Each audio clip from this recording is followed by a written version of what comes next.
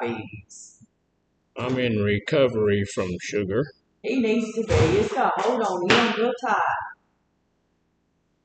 You know, I saw the man put down crack.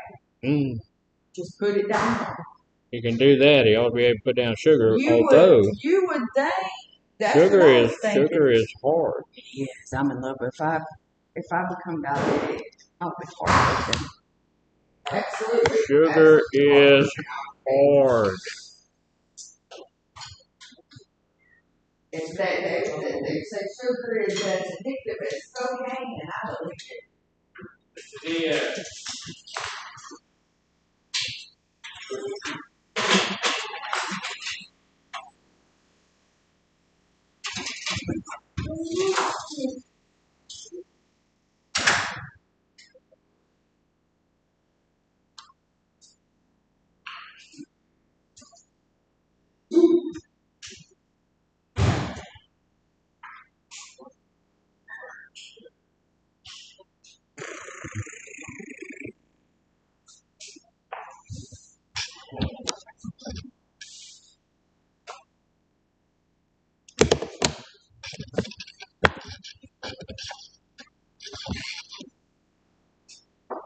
Dr. Garner, we only have five members.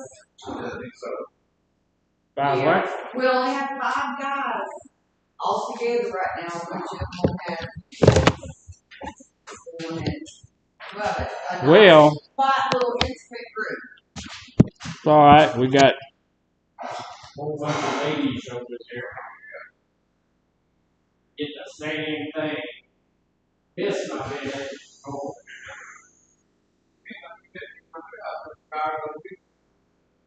Right. Really?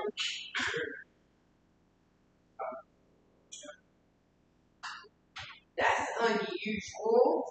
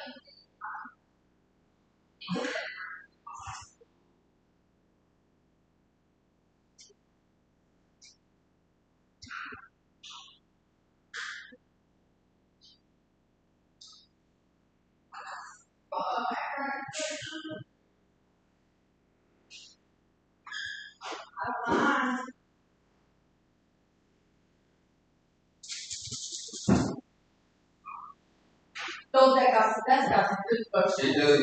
Where did they get from? You know, I think he's got some from, you know, Marnell's physician store. I think that's where he got it. Marnell's. But you know, I went in Mardell's one time for my first time to get my husband stuff for his birthday in June. I fell in love with that place. Any kind of devotional that you can think of, they have it. And I've never been in like a Christian store that had Bibles and books, and the way they have it laid out is so beautiful, and the way they have all the different types of Bibles. What store? Mardell. I've been there. We got a Bible there for a week. I think that's where this came from. I think it is. But I got my husband on.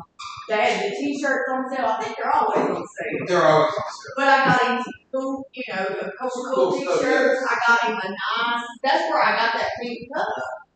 It was on sale for $12. Good. Yeah. I got it on sale for $12 at Mardell's.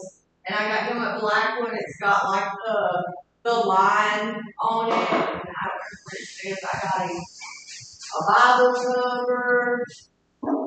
This is the first, besides me working part-time when our little ones were babies, working on the weekends, this is like this is the first year that I could go like buy birthday stuff, give my money where he didn't see what I was doing, and I loved it.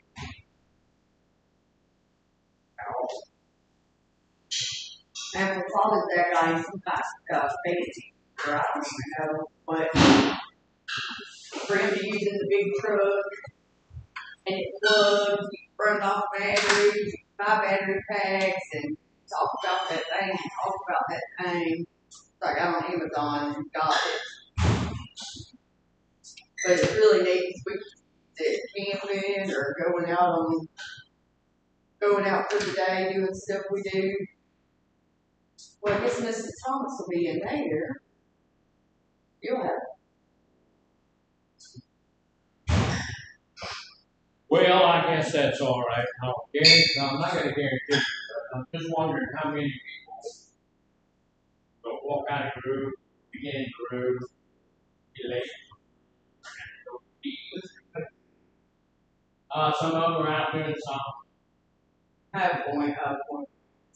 One of them was there is Miss Jamie. Thank And God. it'll be Mr. Gold. Where's Tim at? Not that important. They get on my nerves with the way it's always the same ones that get up and hang on. And I've watched you, and not once, okay? Not once in the whole time that you and I have been working together over here running this group have you ever slapped. You've not done that. You don't need to talk about it. I didn't know I was loud. Wow, is he saying it? Let me get it warmed up. But I can't do it. See, I can't. So you definitely, No, I can't do it. you definitely can. Is Mr. Tim fine? So how you doing this morning? Very good, sir. Very good. Me too. Feel good. Went to work out this morning. Had a little bit of a workout in. Think I may go at lunch. Ain't gonna start in a minute. I've got two Don't worry about trash cans right now. two gyms. I joined this gym over here. I've never been. Ooh. Joined it. My insurance pays for it. I've never been. I need to go over there at lunch today. I still got my workout stuff in my car.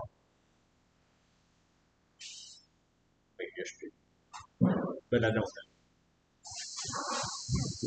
Having it going. Where did Mr. Tim run off to? He's outside. Oh, I see. No, I think he left already. Yeah, he left with the first group that left. Oh, he was here for checking it. Oh, I don't know. We got 1 minute. Where the heck did he go? I don't know where everybody else gonna be, but I'm gonna be there. Jesus playing volleyball. No, that's not Jesus. Oh, I saw the halo look. He does have a halo, but that's us having some spiritual goal. That's not a goal, that's a net. Yeah. The closest thing I can come to a goal.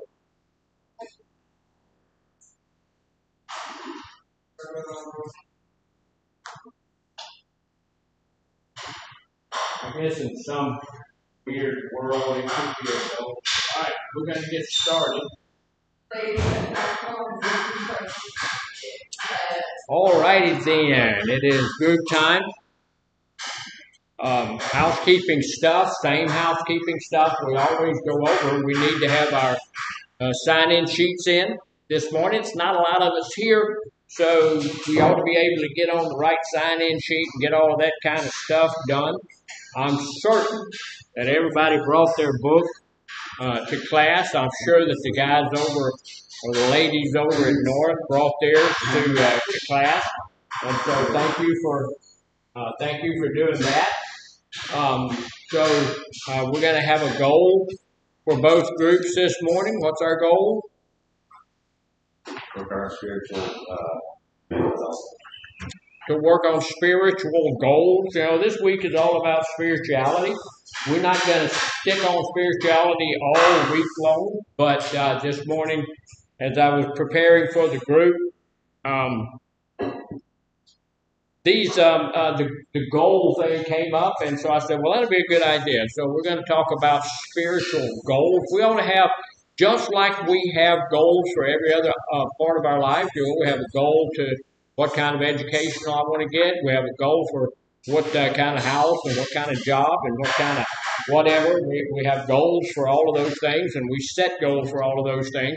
We need to set goals for our spirituality as well. So this morning, the group goal is that we learn something about setting goals for spirituality in our life and having a good group. So that's our goal. We're going to look at Tuesday, because it's Tuesday on our little deal here. So, you know, yesterday we talked about the fact that some people, when you talk to them, and when I talk to people in AA groups, or I talk to people in some of my groups, and we talk to people in groups here, some people are completely, when it comes to spirituality.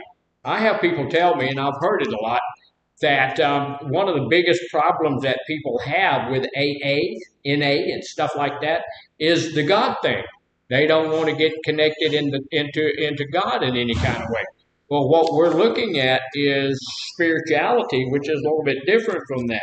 So yesterday we talked about people being unfamiliar or unwilling. Usually people who are unfamiliar or unwilling, because it's at the very least, I'm going to get familiar with something before I reject it. I have rejected a lot of stuff in my life. There are things people come and say, this is the best thing since sliced bread. Okay. I have taken a look at that and said, no, like sliced bread better.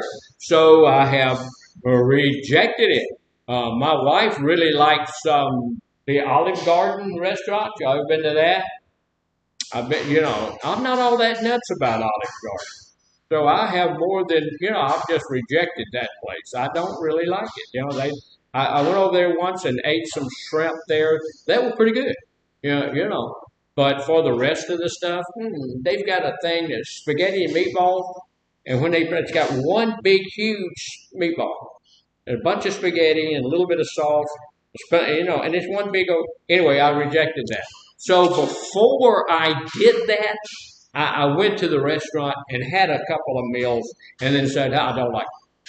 So I rejected it. But before I'm going to reject something, I'm going to take a look at it and see what it's all about, right? If I reject something out of hand, I might have missed something that I really care for. So the second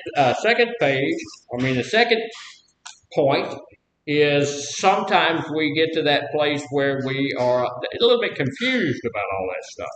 Can religion, can spirituality, can all of that get you a little bit confused about things? Yeah, especially now if you're trying to find your spiritual compass and you go out here and you say, well, I'm going to go to church, or I'm going to go to temple, or I'm going to go to this or that, the other, to find my spiritual compass. And when you get out there and start walking around the Beaumont area, there's 300 different churches within about 30 miles of here. You know, they're just all over the place, and none of them agree with each other. You know, one of the things the Bible tells you is that we're supposed to live together in unity. And that's not talking about that other facility over there on the south side of Beaumont down there. It's talking about we're supposed to be together in this thing. And we're not, because there's this denomination and that denomination and that. So it can cause some confusion. Who's right? You know, it's just crazy. There's 37 different types of baptism just in the baptism. And then you go to the Pentecostal, and there's 14 different Pentecostal churches, you know. So there's confusion even in the denominations, you know. So it's just wild. And so, you know, it's easy to get confused on all of that stuff. So here's what the second day, this is what Tuesday says. You believe that some things transcend the physical world. I believe that. I know I believe that the spiritual world is more real than the physical world. God had to create the physical world and this little spot of time so that he could do what he needed to do to get us where he wanted to get us. So it says sometimes you believe that some things transcend the physical world, but have no spiritual grounding, don't have a real belief system to gain further understanding of the spiritual, of your own spiritual health. We got an idea that there's something out there, but we don't know what it is, who it is, or why it is. So, okay, we're a little bit confused. Don't know the guy, don't know the entity, don't know anything about this person, but I think that there might be something out there, right? That's where number 2 is, and that's not a bad place to be. You get to that place, and I don't know about everybody, because not everybody's everybody, right? But when I'm confused about something, like some of the things on the computer, I'm a little confused about. So I go and I study and I try to figure that out. And so usually when there's some confusion in my life, I try to clear up the confusion. I'm going to do that. Sometimes people react to me in ways that are confusing to me. I say something or I do something, and they either get angry at me, or it appears that I've hurt their feelings or frustrated them in some way or another, almost immediately, as soon as possible. Most of the time, it's not something you can do immediately, but I'm going to go find out what happened. What did I do? What did I say? I have a lady just left our church, and man, I sent her all kinds of stuff, and I'm trying to figure out what she did, and nobody ever. And so I'm confused. So I'm trying my best. I don't care if she ever comes back to church. That's certainly her choice. You can't make somebody come to church, but I'd like to know the reasoning behind it. I'm a little bit confused. Everybody loved on you and all of this kind of stuff. What the heck? So anyway, when we're in the midst of confusion, maybe we'll move somewhere. I want to look, and I know, this has already been misrepresented. This morning, we had somebody look up him on this obviously well done painting. This obviously, this is professional level. This shows somebody who is trying to find some spirituality in their life, and they're throwing a ball over here, and that looks more like a net, but that's actually a goal. So this is us seeking our spiritual goal. And I had somebody this morning looked up here and said, look, that's Jesus playing baseball or basketball or some kind of ball. Yeah. So if you'll notice something, that even when you're at the level that I'm at, there's always going to be critics, right? Always going to be an art critic. Come on. But this is really, really, really well done. So here's the deal. It just depicts that we're supposed to be headed after. We need to, the word supposed is not a good word, but we need to. It would behoove us. It would help us out. It would make us feel better. It would make us more confident if we were moving toward some spiritual goals in our life. Right? I have a goal in my life to know my God better. And I've been a Christian for bunches of years, and I'm a pastor and all of that stuff. Went to seminary and all of that, but I don't know nearly what I want to know. Just know about Him, but I want to go beyond knowing about Him to that place of knowing Him. There's a difference. You can know about. Our chef in here, you know about him because people will tell you about him, but you don't really know him until you go talk to him. You go meet him and get with him. And he's a heck of a nice guy once you get to know him. Not a bad cook either. How you know how I know that? He's been cooking for us over here for a minute.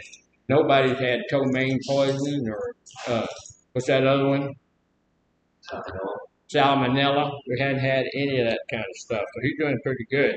One of the things that we should do in order to have a good connection to spiritually to God, to whatever our spiritual connection is that we need to deepen our connection with our God. right? And that's just what I just delineated, what I just said I want to have in my life. I want to deepen my connection to my God. And there's several ways that we can do that.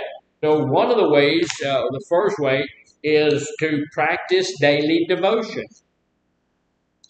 Practice daily devotion. And I need to work on that a little bit because I read an Old Testament scripture. I'm in Isaiah right now, and then I read a New Testament scripture, and I started Revelations this morning because I'm going through the New Testament, and I just happened to be at Revelation, started that this morning.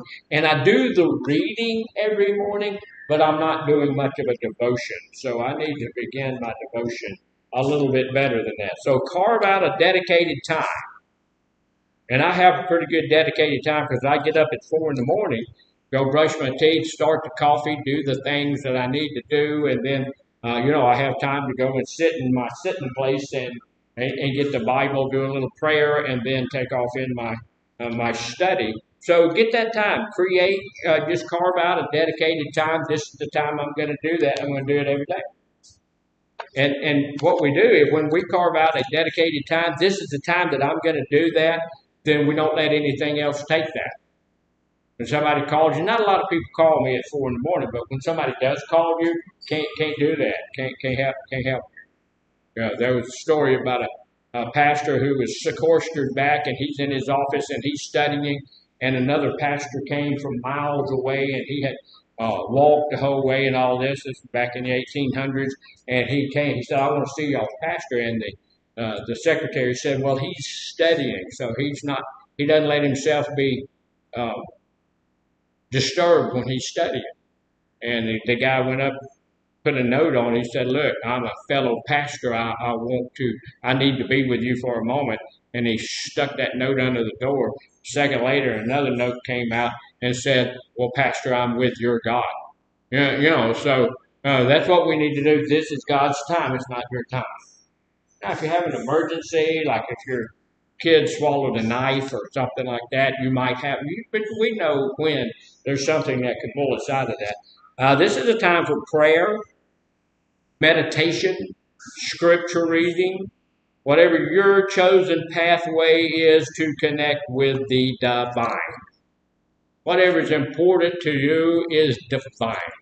And so you need to carve out that time that you're going to do what you do and make sure that it's on a daily basis. Every day we need to do the same thing. We need to get in there. That study's going to be different. Maybe you're going to pray about different things, all of that kind of stuff, but the mechanism is going to be the same. This time between 8 and 9 o'clock, I'm going to do this. I'm not going to do anything else. What's more important than being with your higher power? Not much. Not much. I want to be with my family. I want to be with my wife. I want to be with my friends. I want to do all of those things. I want to be in my church. I want to be in my recovery. But none of that is more important than being with my higher power. Because I'm going to tell you this, in my case, maybe different in yours, but in my case, without my higher power, I'm not in recovery. It's just like that's just the way it is. The second thing is we need to be cultivating gratitude. I have seen you look.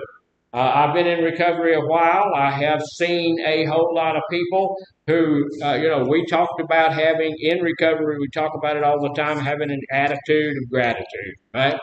But I have seen so many people who don't have that attitude. Now, I've seen people just in this facility here. I've had people complain about the beds, complain about the rooms, complain about the facility, complain about the food, complain about everything in the look. If I stop for a moment to have a little attitude of gratitude, I'm going to thank God for the fact that I'm in this place.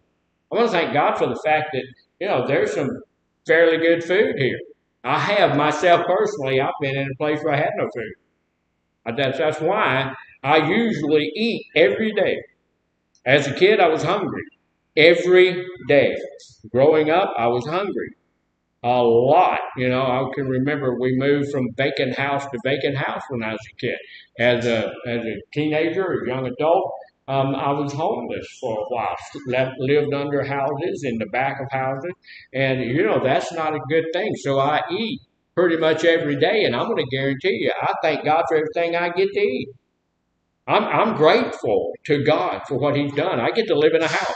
It's not the best house. I rebuilt it from an old house, and I'm not really good at that. And I didn't do a real good job on the foundation, so it does some of these things. It's an interesting house. So when people come up and they say, "Well, your floor is unlevel," I built it that way.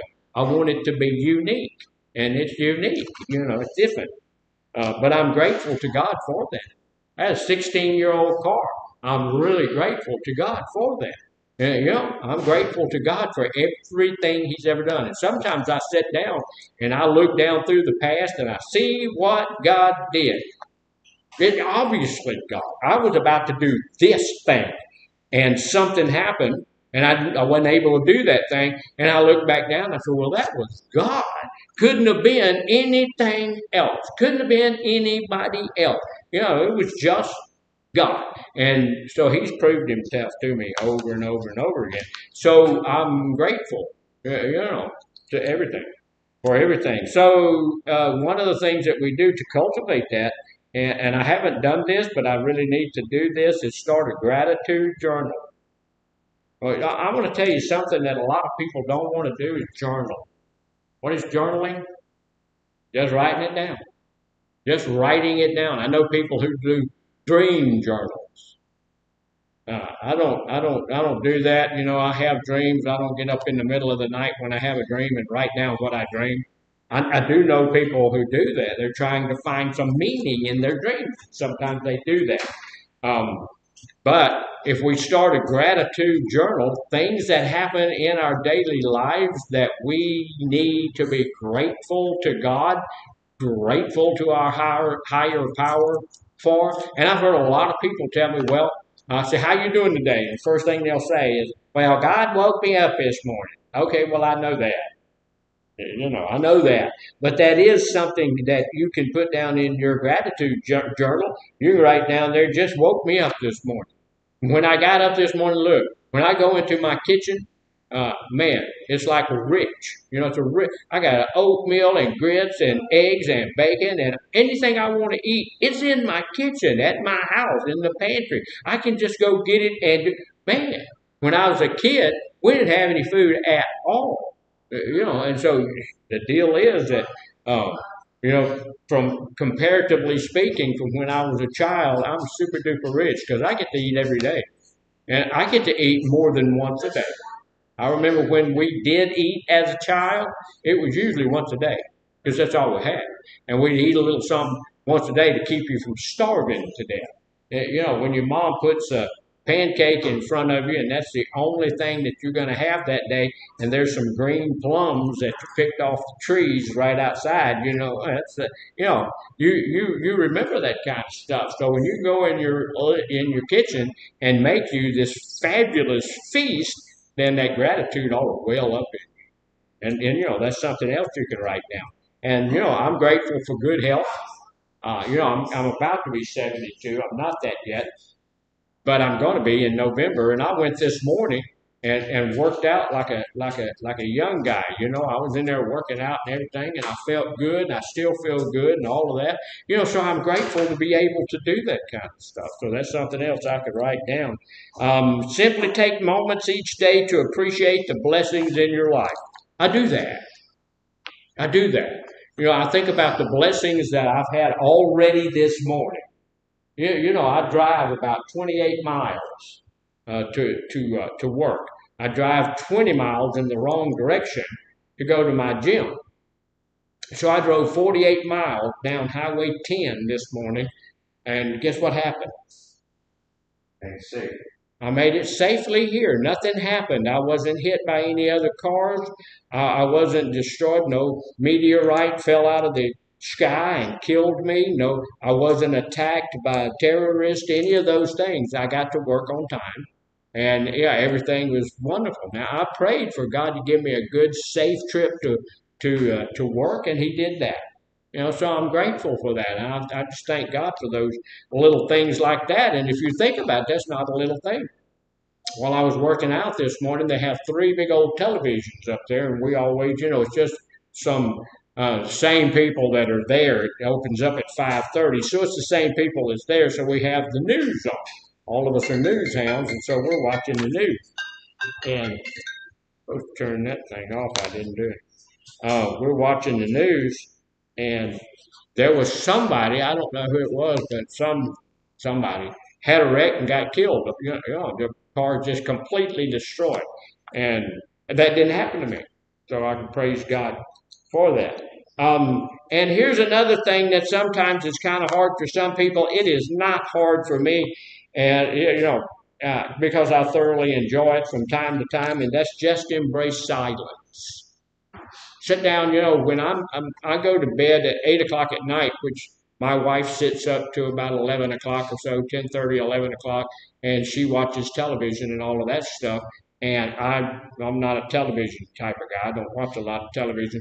But at 4 o'clock in the morning, it's quiet. There's nobody else up. The television is not on. There's just nothing, no noise at all, and I'm sitting there just in the silence. And so we need to embrace that. Schedule periods of quiet reflection throughout your week. Take a time, and this is something I need to do more of because it's quiet, but I'm not reflecting a lot, and I need to be reflecting. What does reflecting mean? Now, there's a word. There's a term we use in counseling that's reflecting words back and all of that stuff. That's not what we're talking about. We're talking about just reflecting, thinking about what God has done for us. Thinking about what your higher power has done for you over the week. Think about this week. Think about this day. Think about what God has already done. And think about what He's going to do that day. He's made you some pretty interesting promises, and He always keeps His promises to us. Disconnect from technology. That's getting harder and harder to do, as you'll notice, especially at North this morning. Here at the Manor program, facilities, stuff, we are embracing technology more and more and more. We have a counseling room over here. We're going to begin using more and more and more, and it's just full of technology, and it's a really neat thing. And Mr. Farmer is really good at that stuff. He's amazing. I'm not where he is. But we're going to have one at all of the facilities when it's all said and done. But just to get to a place where you can be silent and ignore all these women folk that are walking through the facility, just ignore them. We can disconnect from that technology. I want to tell you something. I really, when I look at the technology that's on the telephone, I really don't like those things. I'd really like to have a little flip phone or something that pops open and all it is a telephone. No one out there has come up and said, hey, we have a new thing. It's just a phone.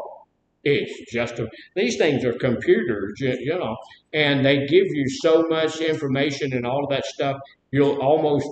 Everybody's on their phone all the time. I think it's a real good thing that when you come here, you turn your phone in so that you can disconnect from that for just a moment and concentrate on your recovery. I've gone out to eat. I may have seen it more than once, but I remember one time we went to a seafood house, and we're sitting here, and there's a family of 4 sitting at a table. Every one of them were on their phone. Papa's on his phone, Mama's on his phone, both children. This is so bad. Can't even go out to eat without having that phone. We don't allow phones at our dinner table. They're not allowed. We don't allow phones at family time. We don't allow phones. And my daughter comes over, and she's got 2 young ladies. Do they have phones? You bet you they do. They don't bring it to Papa's house, though. They leave it in their car, I'm sure. When they come in to have lunch with us, not allowed. Telephones are not allowed. So. So what are we going to do if we don't have our phone? I've heard that a couple. I don't know. Maybe we'll talk to you. They don't talk well. Used to that. So just disconnect from all of that kind of stuff and reconnect to your inner voice. And a lot of the times we have a real hard time doing that. So we're not at a place where we can hear our higher power. But God, the Bible tells us that God speaks to us in a still, small voice. So here's the deal. He gets still. He lets his voice get very small. And then he speaks to us. We have to be still to receive that. The Bible tells us, be still and know that I am God. Be still. You cannot be crazy, rambunctious, running and screaming and all of that kind of stuff and know that he is God. You have to get still and get before him. So here's the deal too, when we do need some spiritual guidance, if we're going to get to our spiritual goals, when we're going to deepen that connection, we need to have some spiritual guidance, right? We need to go to church, go to temple, go to, what was the other one? There's church, there's temple, there's synagogues. Whatever your religion has for a place of connectivity, you need to be able to do that at least once a week. At least once a week. And, I'm a Christian, so the book that we follow, of course, is the Bible, and the Bible tells us not to forsake the assembling of yourselves together. I've had a lot of people tell me that they love God, but they just don't like church. Then you don't love God. Because the Bible tells us you can know that you have passed from death unto life because you love the brethren. And if you love somebody, you're going to want to be around them, right? Yeah, I remember when I first met my wife, being apart from her was not an option. I wanted to be with her, same thing that we're supposed to be feeling with our higher power. It says, look, seek spiritual guidance. We need to find a mentor, a spiritual leader, or a faith community to offer support and guidance on your journey. So we can get that by going to whatever one of those things that we have out there, because you go to church, you go to those things, you have Bible study, you do all of those things, you have some leader leading in the understanding of the Bible, or understanding whatever your holy book is, all of that kind of stuff. And then also we can explore, and this I think is important. I don't do it like I used to. I went to seminary and I explored it really, really, really deeply in seminary. It says explore different faith traditions. Look at what other people believe. It's okay. You don't have to ascribe to somebody else's belief system, but you can still look at their belief system and see if there's something there that you can gain from their belief system. There's other people, there's another religion, I'm not going to name it, but there's another religion that's not my religion, that doesn't believe anything that I believe. However, they are very strict in their dietary beliefs. They don't use alcohol, they don't smoke, they don't do anything, all of those kinds of things. And to, people in my religion, we look at that as kind of like works. But sometimes it's okay to have some really good work, because we don't want to put all this kind of junk into our system that's going to make our system sick, diseased, and cruddy, right? So we can explore other people's faith traditions, so we can broaden our perspective just by learning about other spiritual paths. I'm not going to get off the path I'm on. I believe I'm on the correct path, but it doesn't hurt for me to understand your path. So sometimes I can take a look at somebody else's stuff and look. I'm open You come talk to me and we'll talk about anything you want to talk about. We'll talk about your religious beliefs and I'll tell you about my religious beliefs. And you may not change, well, you're not going to change my mind. And I know that I probably won't change yours, but we can still have a dialogue. We can still talk about that without getting angry or goofy or stupid with each other, right? We can do that. That was number one. That was deepening the connection that we have with our higher power. Now, let me ask you this.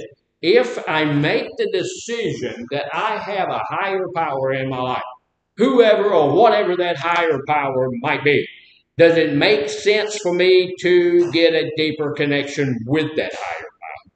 You know, when I say, hey, I have a higher power, I need to know what the flip I'm talking about, right? I need to be able to explain what I'm talking about. You know, in my holy book, it tells us to be prepared to explain the hope that is within you. You know, when somebody comes up and say, why you believe that? Then I need to be able to tell those people why I believe that.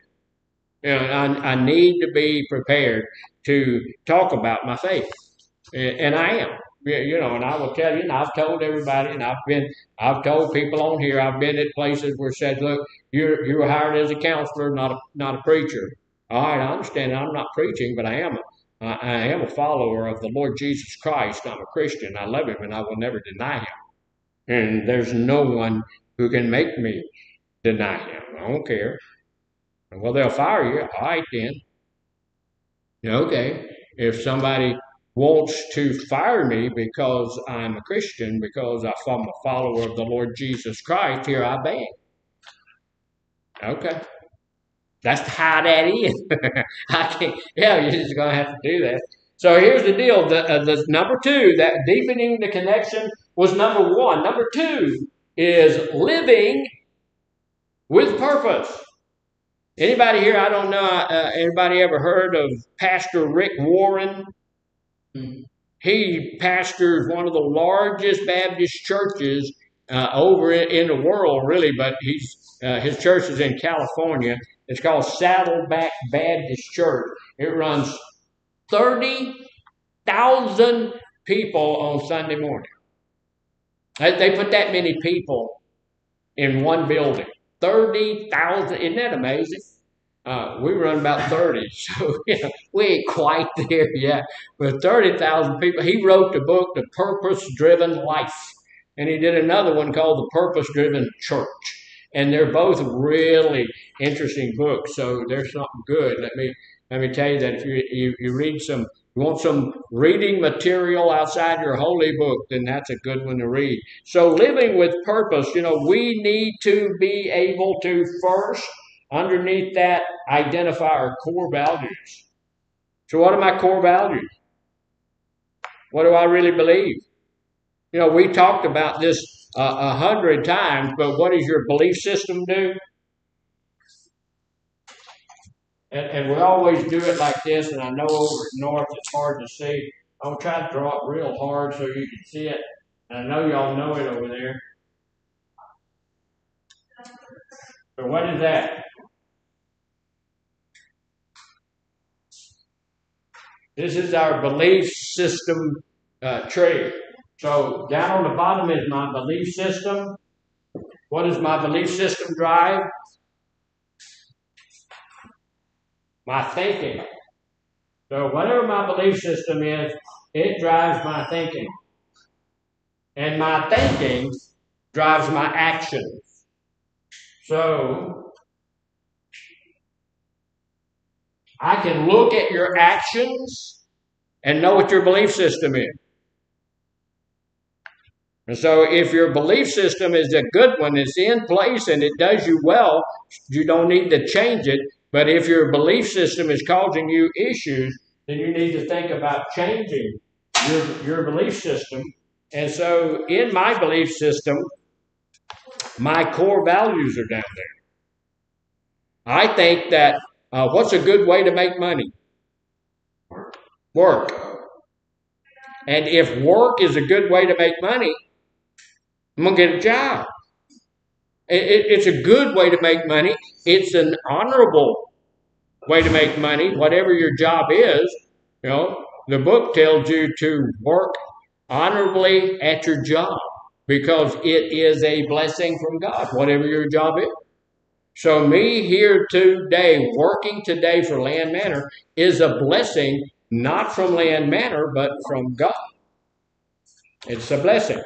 So identify what your core values are and reflect on what truly matters to you. What really matters to you. Hey, welcome to the group. Thank you. We very appreciate much. you. I We just apologize. had a fella that was in therapy come into our group and sit down and start taking his clothes off. I don't know what they talked about in therapy, but taking your clothes off in group, that ain't good. I apologize if I caused I any get it. problems, issues. Got some problems and issues and a deep desire to take off your clothes in group. Okay. Technically, I have a shirt underneath. So anyway, reflect on what truly matters to your guiding principles for leading a meaningful life. Right? We need to have a meaningful life. And the only way to have a meaningful life is to have some principles that are in our belief system that we can go back and look at and know that this is what's guiding me today. One of my belief systems is, one of the things in my belief system is that being in recovery is the best life I can have. If I start using alcohol and drugs again, going to pot. I know where I would go. I know what I would do. Not going back there. Been there, done that. Didn't even take the T-shirt. Don't want the T-shirt. I've seen some guys walk through here with T-shirts on, glorifying alcohol, drug. People who glorify alcohol, and drug, have a T-shirt on that has a rap singer's name on it who glorifies alcohol, drugs. I don't want that T-shirt. I was there. I've been that. I've done that. I didn't like that, right? So I need to use the things in my life that I know is going to give me a meaningful life, right? So secondly, look, align your goals with your values. If I have a goal to be somewhere, if I have a goal to get, to move, get a promotion here at work, or have a goal to do something else, and I have to do this little one thing that's going to be against my values, am I going to do it? It's not just a small thing. It's just a little thing, but it's against my value. No, I'm not. No, me personally, I'm not going to do it. I'm not going to do that. If it's against my values, then I'm going to let the person know that's against my values. I'm not going to do that. I don't do this, and I'm not telling you I don't do this when I'm around other people. I don't do this when I'm at home by myself. I don't do this. So I'm not going to do that. Even if I did do it, it would mean I got a promotion. I had a client one time years ago who worked at the Harley Davidson shop, and he was a stone cold alcoholic, got drunk every day. And he told me, he said, well, I can't help it. I said, well, you're going to have to help it. The police ain't got you, and they done sent you here. So you're going to have to do something about it. He said, well, it's not my fault. I said, okay. Just whose fault is it? He said, my boss. He said, my boss at the Harley Davidson shop over there, every day when time to go home, they lock all the doors, and he's got a little tray thing that comes out on its own wheel, and he's got like 7 or 8 different types of booze on there and a case of beer in a cooler underneath it. And he said, everybody here has got to have something to drink before they go home. And he won't let me leave before I have a drink. There's not a man on the face of the earth can make me do that. Nobody. I made that statement one time, and a guy asked me, he said, well, what if 3 big guys hold you down and pour, well, that's one thing. I got 3 big men sitting on my chest pouring alcohol down my throat. That could happen, but somebody saying, hey, if you don't drink something, that can't happen. Your job is not worth my recovery. That's not going to do it. I had another lady who told me that she was a bartender, and she told me it's impossible for me to stay sober. And I can see how that would be, right? But the reason I would quit that job in a minute. If anybody here's a bartender, find something else to do, right? Don't do that. But she said that at the end of the bar, part of her pay, at the end of the day, they gave her a double shot. And she, everybody took the double. It's part of our pay. What? Yeah. So you're staying an alcoholic because that's part of your remuneration from the job you have. That's ridiculous on a stick. So make sure you know what your values are, right? My values about money. I'm funny about money. I don't want to fool with anybody else's money. I don't do that. Money caused me a whole lot of problems when I was, when I had money, I had booze. When I had money, I had marijuana. When I had money, I don't have any money. My wife gets all. So here's the deal. Align your goals with your values. Ensure that your aspirations, personal, professional, resonate, and what that means is lines up with your core values. You can use your spiritual goals to do this. I want my goal to be, I want to be able to line up what I'm doing with my goal, my spiritual goal.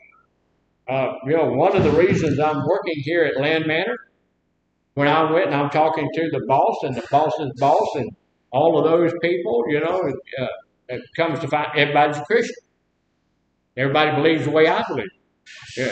So hey, I'm in a place where the culture is something that I can get involved in. We can sit around when we're having a meal or something together. We're all praying over our meal, and it's the culture that I am comfortable in. If I went to a company, and I have been in a few of them, when you walk in the door, it's just obvious this is not a Christian organization. I have other things to do. Thank you very much for offering me this position, but I'm not going to stay. So make sure it lines up. Discover, here's a big one, this is the next one. Discover your life's purpose. What are you here for? What's your purpose? Discover your life's purpose. Let me share this. This is going to help you. Let me share this with you if you think that it is this. It is not your life's purpose to be a drug addict or an alcoholic. Yeah. Okay. Well, I am one. Okay, you am one, but that's not your life's purpose, right? If it was, you've met your goal and you're in a good place. But look, that's not anybody's purpose. But that's why we need to get brutally honest with ourselves, get ourselves out of denial, know that I have an issue and I need some help and I need a higher power to help me with it. The counselor is going to do their best, but they don't have a snowball's chance in Phoenix, Arizona, of getting you into recovery. They can't do it. And they don't have the tools to do that. If we ever have the tools to do that, that's going to be magnificent.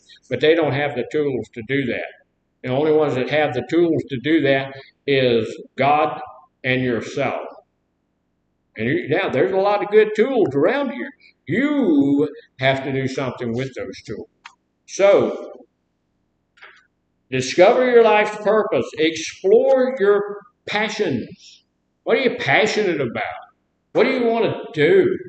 When somebody says something about something and you get excited about that, and you begin to salivate and you begin to get excited about it, that may be your life's passion. And I'm not talking about the way that you feel when you start to fiend for drugs or alcohol. That's not your life's purpose. But when your life's purpose pops up there, you'll know that. I thought my life's purpose was to be a soldier. It didn't turn out. That's not right. That wasn't true. I knew I was on the wrong path. And I said, hey, you know what? I know what my life's purpose is. My life's purpose is to be a pilot.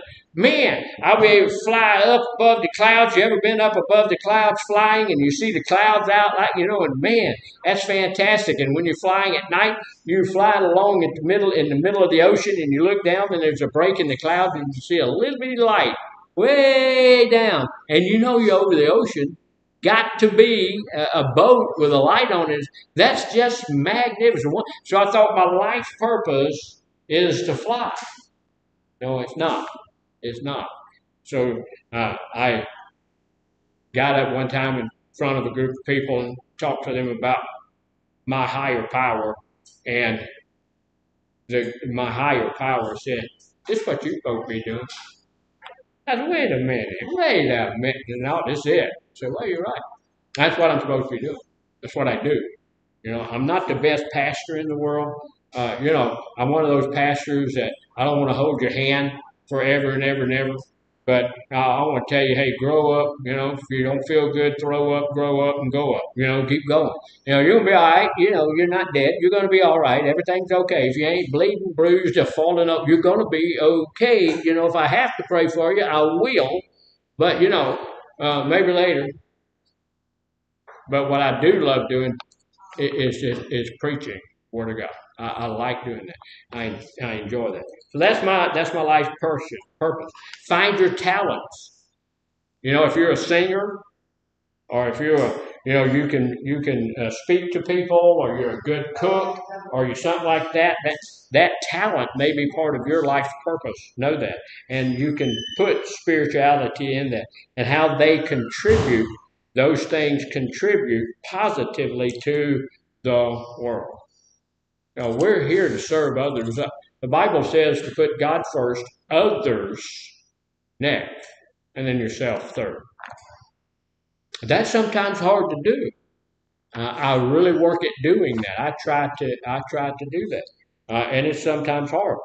So next one is, and this one is probably one of the most important things, one of the most important skills you'll ever learn in your life, and that is to practice forgiveness.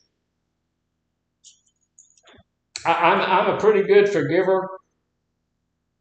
Who did I have to forgive first? Yourself. Yeah, we have to forgive ourselves first. I've done some crappy stuff, and I'm not proud of the crappy stuff that I've done, but I have gone and given it to my higher power, and then I've forgiven myself of that. And I will tell you, the moment I forgave myself of all the crappy stuff that I did that was running around and around and around in my brain, it was like a weight lifted off of me. And then joy and happiness took over, and I feel so much better. So I forgive myself. And here's the deal. I may have to forgive myself again. Not for the stuff that I've already forgiven myself for, but for some other crappy stuff that I'm going to do. As the years go by. Hopefully not all that much, but there's some things there. But letting go of grudges not only benefits others, but also liberates you from the negativity that hanging on to those grudges does. It keeps in your life. So I need not to be negative all the time. I need to forgive other people. Here's the deal. I need to be quick to forgive other people. I need to be quick to forgive other people. When somebody does something, and here's the deal. People will sometimes do some stuff to you that's just not the right thing. You agree with that? Sometimes people are going to do junk. You don't need to keep that in your heart, mull it over for 6 or 7 years, and finally get to the place where you can make amends and forgive that person. Or accept amends from that person and forgive them. You do that quickly. The Bible tells us to forgive quickly.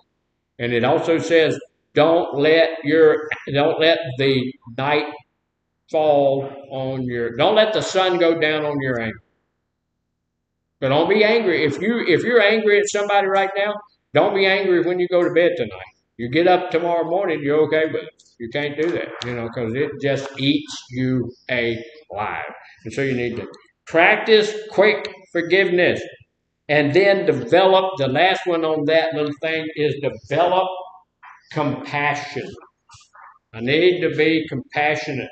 Cultivate empathy. Empathy says I can feel your distress. It's not sympathy, which means, okay, I have to do something for you. Let me pay your water bill or something. But no, I can feel. I had a lady tell us yesterday that she hadn't been able to, she happens to own 20 acres of land. And she's not able to, she hasn't paid her taxes in 5 years. They're going to take her land.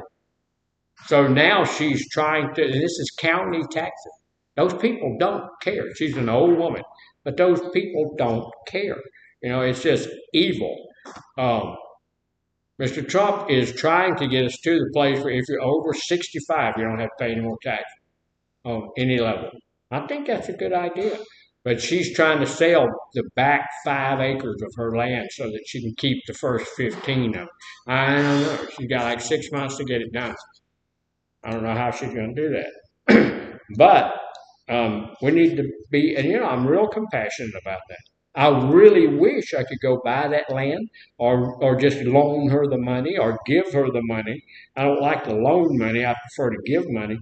But I'm just not at the place where I can do that. So we need to cultivate empathy and understanding toward others, fostering a more connected life with other people.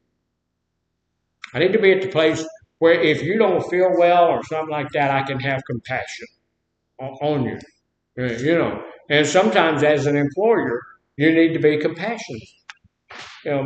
Somebody that works for me, they're ill, they need to go home for a while. They need to go home early. They need to do something. I need to make sure that they're doing well.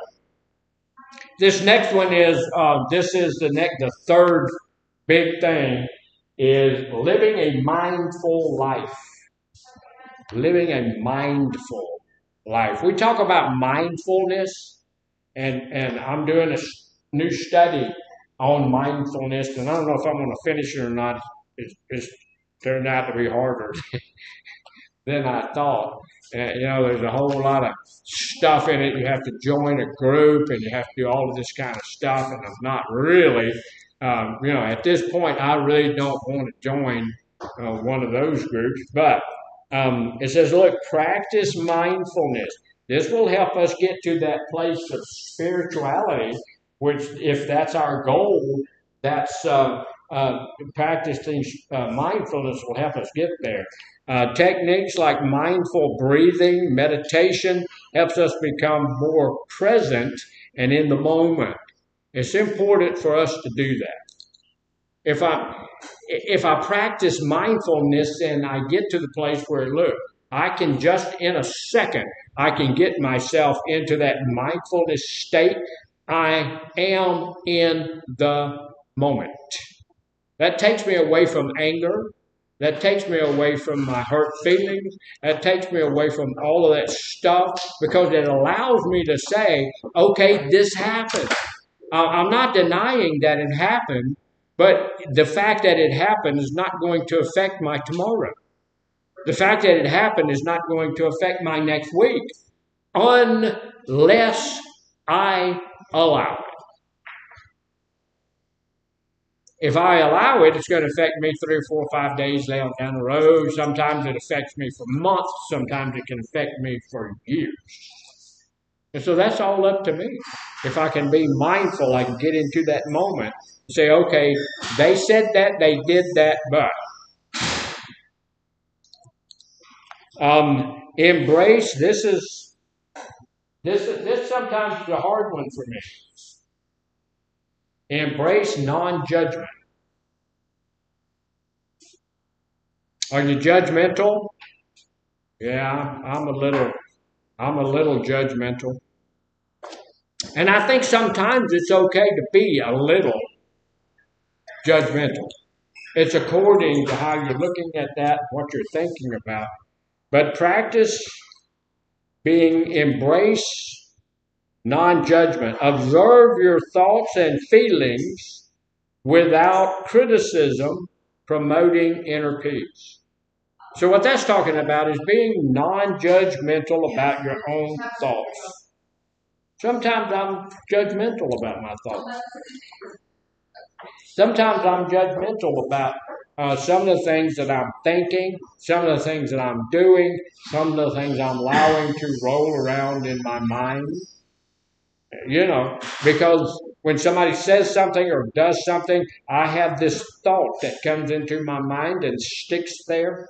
When I'm looking at some people, that same thing, some thoughts come into my mind that should not be there. And so I'm going to judge that thought as something that doesn't need to be in my mind, and I'm going to kick that thing out, and I'm going to start praying about help to get that thing kicked out of my mind.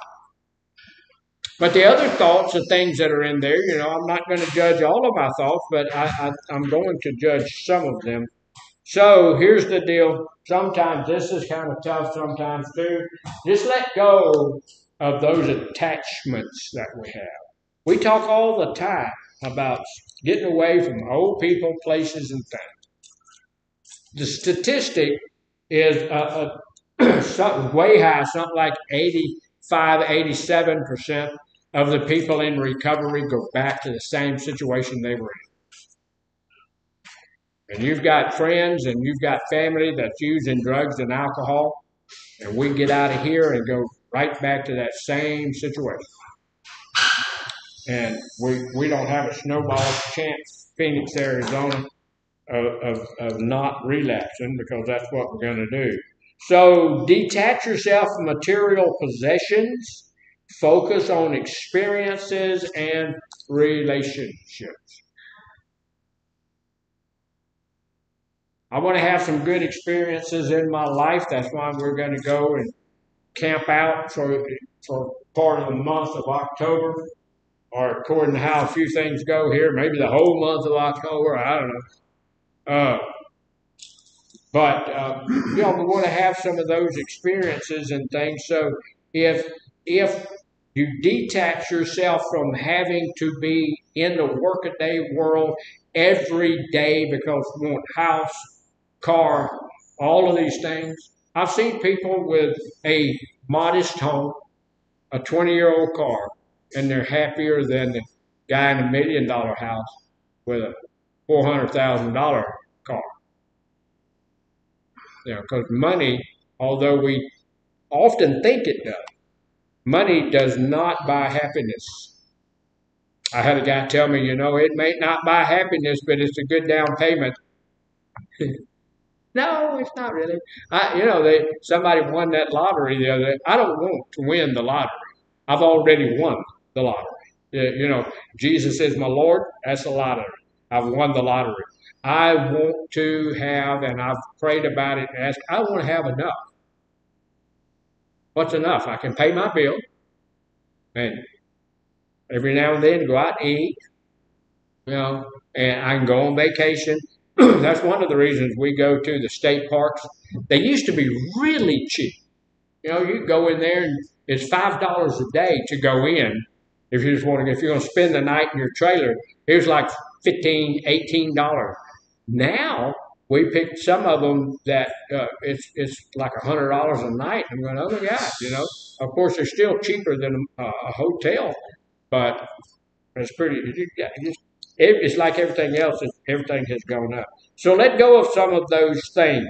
Let go of all those things and focus on experiences, and focus on relationships, focus on the people in your life. And what we need to do is take a look, too, at the people we are focusing on. Some of those people in our life need to be out of our life. We need to get us a whole bottle full of the kick to the curb stuff, and we need to be, and it's hard. It takes courage. It takes strength. It takes boldness. It takes commitment to go to that person and say, you can't be in my life anymore, or just not go to that person at all. Just say, okay, bye, y'all.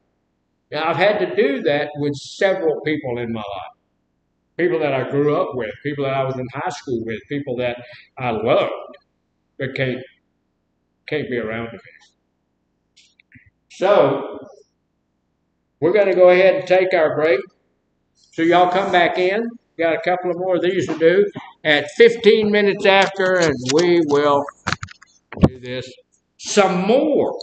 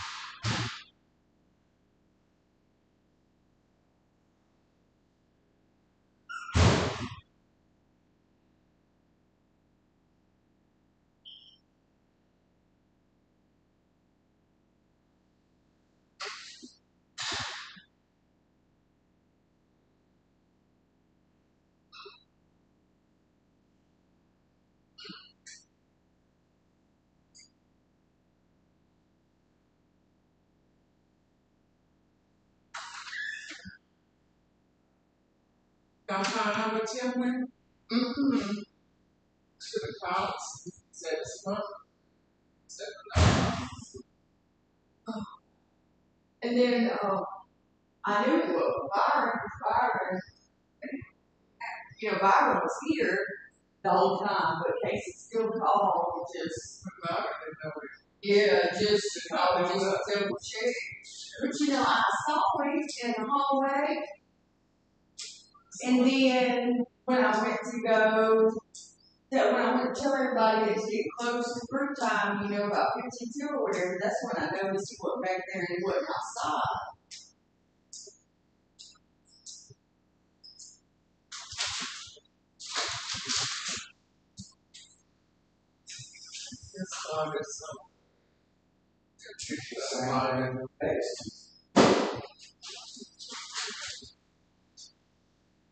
I asked him this morning I said, was yesterday your last physical therapy? Because I thought he had told me that the other day, but I made a mistake. He might have told me something else. And he said, no, that it wasn't. But most of the time, he even if he don't sign out, he'll say I had to call my ride for therapy and whatever you see go, but nobody saw none of it. I just hope he'll disappear in this stupid, but I hope he. Did he come back yesterday? I gave him a drug test and back all clear.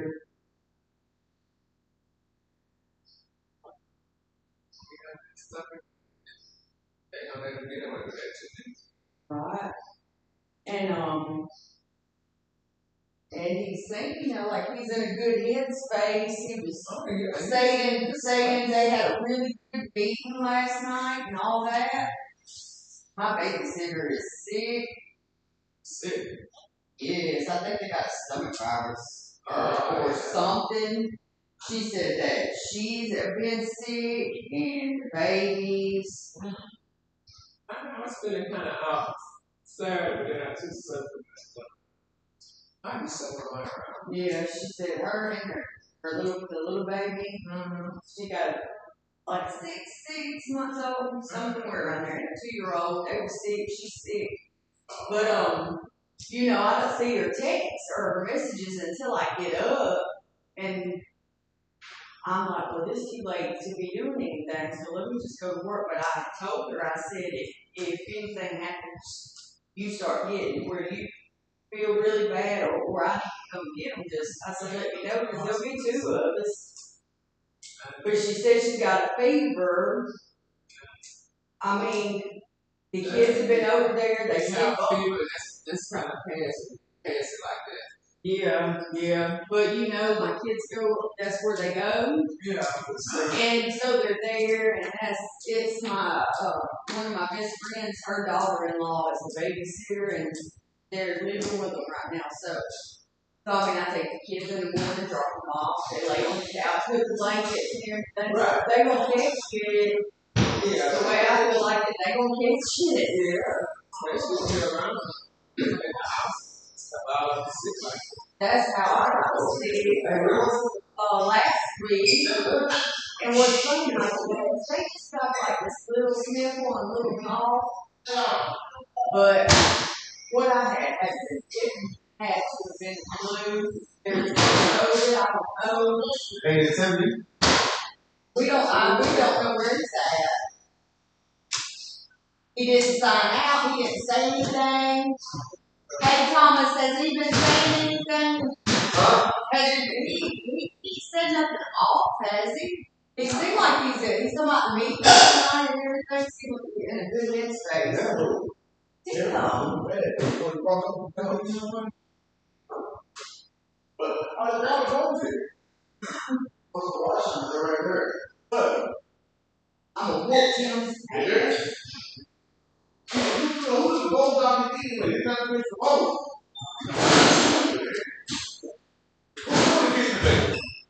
He's in and out. In and out. That's not very cold. I was on the outside. Watch it. All the way to Washington. And not very cold.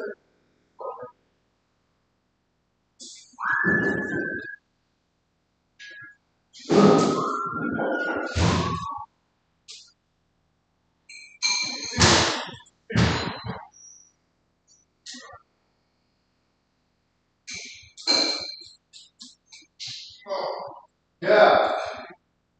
What's up?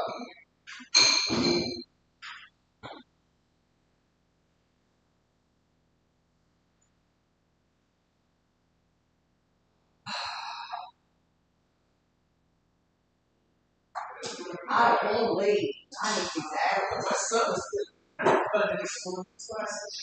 Trying to do some of that. I guess some gender tea and stuff. Yeah. I believe the worst part when I was sick was the weekend he hit me the Friday the Friday before last night. It ate here all day. And I couldn't get rid of it. And then the Saturday I woke up and I was so sick. Oh my goodness, this head was full of I couldn't blow. I just blow my nose, and I had an upset stomach, running fever, just sweating. I was in bed for 2 days, and I don't do that. Yeah. Two days, and then Monday was the first day I got out of bed. I called Chica Sunday night. I told her, I know I can't work. I was like, I can't. And I was like, I don't even know if I'm past. I don't think I was past the point of spread. Come up here and get that.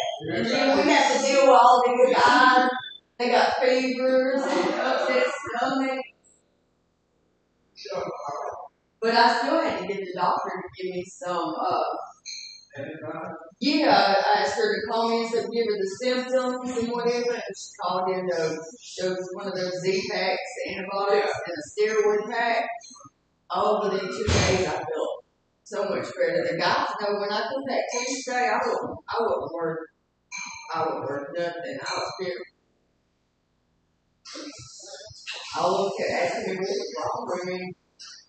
I just don't feel good. It's not my mood, it's my body.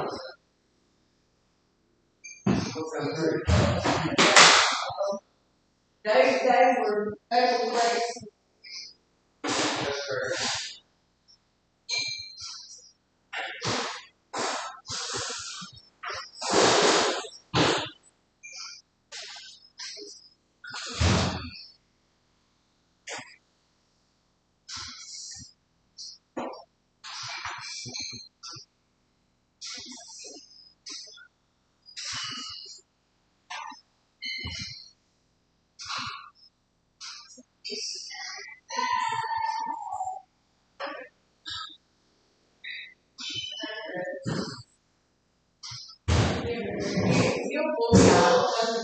listen to him and everything.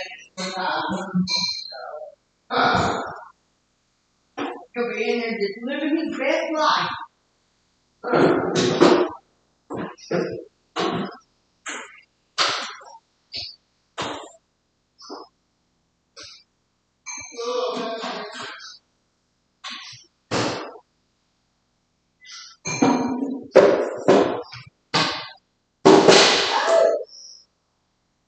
Let's see. Emmy, Emtra's on sleep. I'm gonna hold out for all the kids. But I mean, some of the early kids.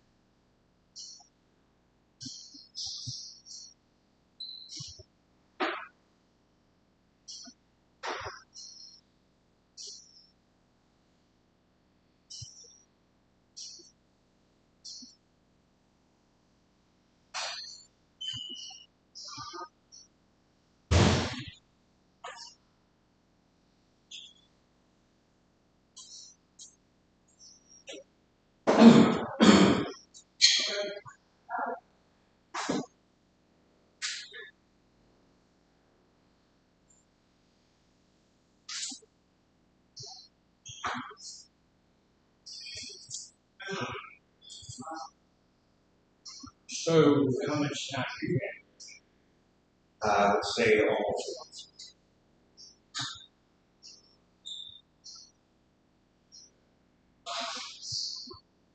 I'll do the countdown.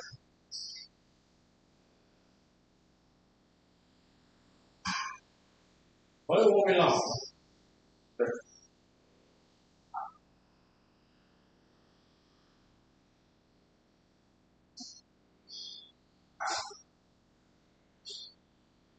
Senator used to have a 2 year program. I think it stopped. Somebody told me. I worked for them for a year. They had a 3 month.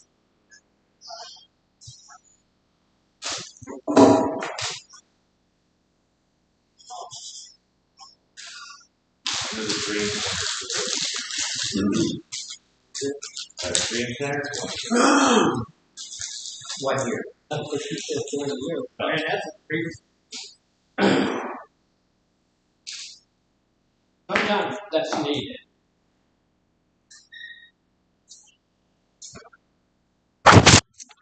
All right, we're back, and I'm just certain as I can be that the group is all in place and everything. We got half of our group back, so that's helpful. So let go of some of those attachments that you shouldn't have, and there's there's not any of us that know there's some things in our life we need to let go. That's just true. That's one of the reasons that we got to the place where we got. One of the biggest issues with myself was um, low self-esteem and stuff like that. So I was just really happy when I learned some of the things to help deal with low self-esteem, like positive self-talk. And there's several other things, like goal-oriented thinking and stuff like that, that got me out a little bit out of that. I'm not the same guy I used to be. So I was attached to that.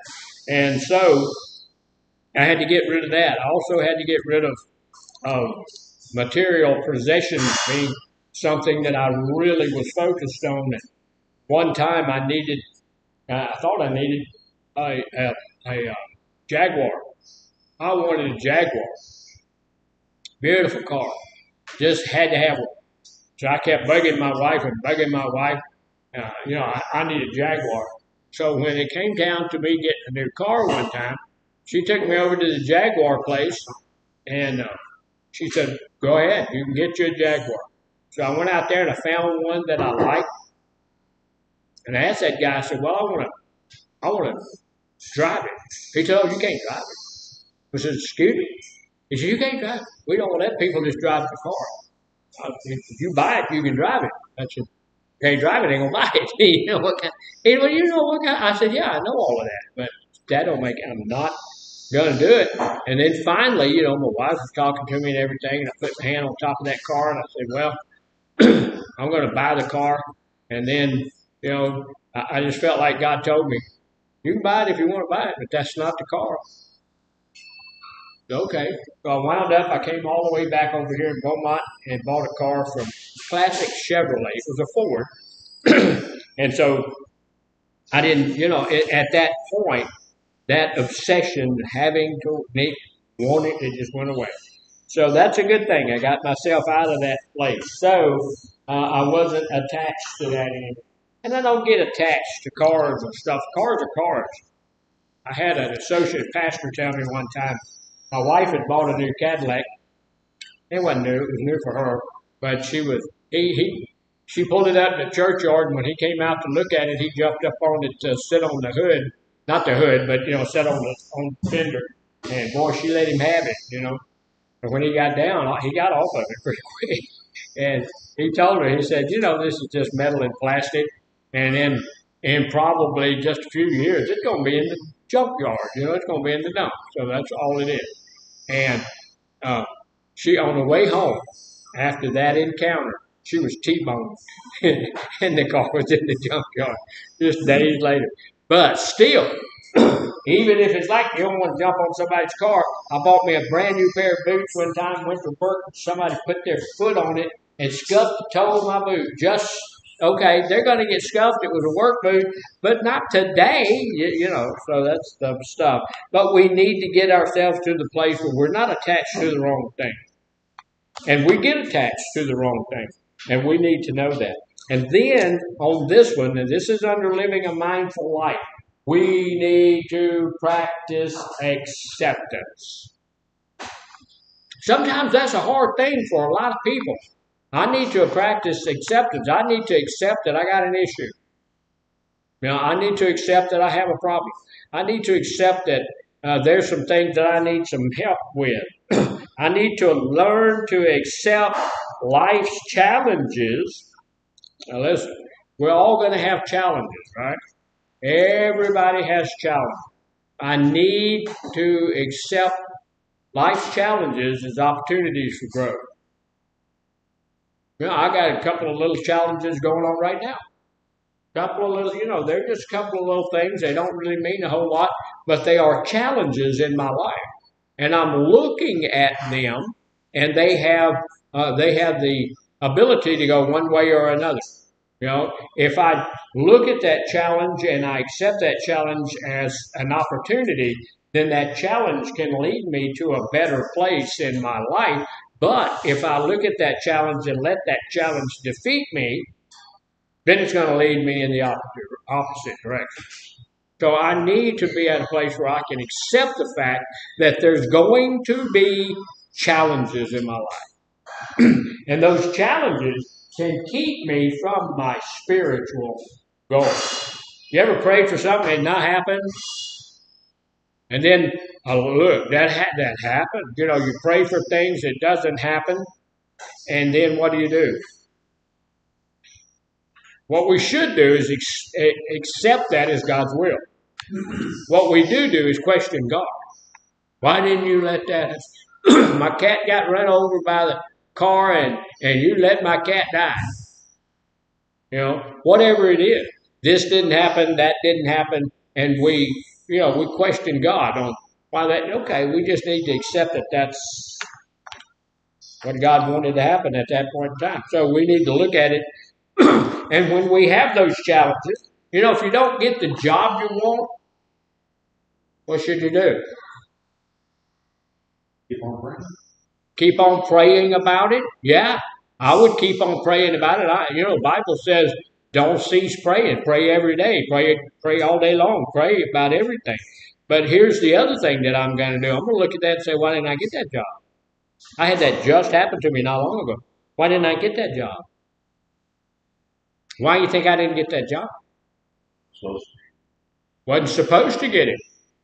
Yeah, perhaps that was God's will that I not get that job. But also, I'm looking at it, yes. Or you didn't wear a three-piece suit. Didn't wear that three-piece suit that I was supposed to wear. I always wear that three-piece suit when I'm going for a job interview. I'm not qualified. Now, I know I want the job, but when I look at it, I'm not quite qualified. You know, there's something that I need, right? There's something, either a different degree, maybe a different license, maybe, and the person who got the job has that degree, has that license, so they're qualified for the job. So what should I do? Well, prepare yourself for this call. Yeah, the thing about it is you can pray about it. God's going to make you feel better about it and all of that kind of stuff. And he's also going to let you know if you want that job or a similar job, because that one's been taken, that one's been filled. Then you're going to have to go get that license. You're going to have to go get that educational level and do that. And then you can go get that job.